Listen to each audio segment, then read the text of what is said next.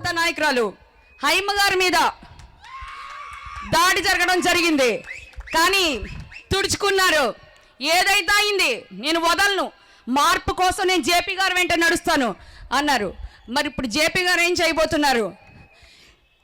రెచ్చిపోయిన శక్తుల్ని అటాక్ చేయడం, మిమ్మల్ని రక్షించుకోండి, దానికి మీకోసం ఆయుధం సిద్ధం చేశానంటున్నారు. ఏంటా ఆయుధం? ఇప్పుడు జేపీ గారు మహిళలకు ఆయుధాన్ని అందిస్తారు. Pepper spray. గట్టిగా విజిల్స్. ఎస్, హైమ గారు ముందు మీరు తీసుకుంటే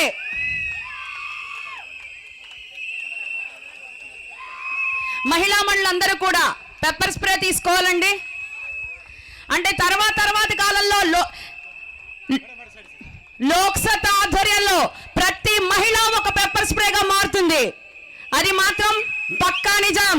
గట్టిగా క్లాప్స్ అండి, సెహబాష్ అంటూ, జై లోక్సత్తా అంటూ, జేపీ గారి నాయకత్వం వర్ధిల్లాలి అంటూ.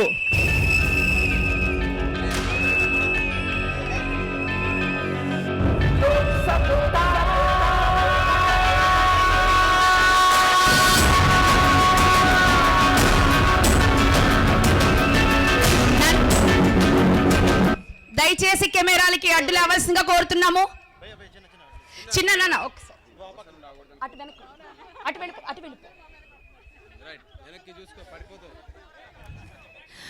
ఇంకా ఫ్యూచర్ లో మనకి వీటి అవసరం ఉండదంటే జేపీ గారు చెప్తున్నారు. ప్రతి మహిళ ఒక పెప్పర్ స్ప్రేగా మారాలి.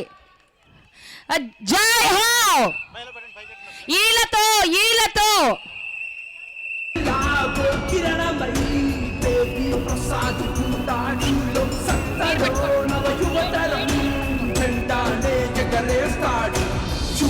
కదిలని నేడు పంకే సంద్రం తీరు ఏ పనిలో సిద్ధం మీరు మా యువతర మేదే ఈ జగం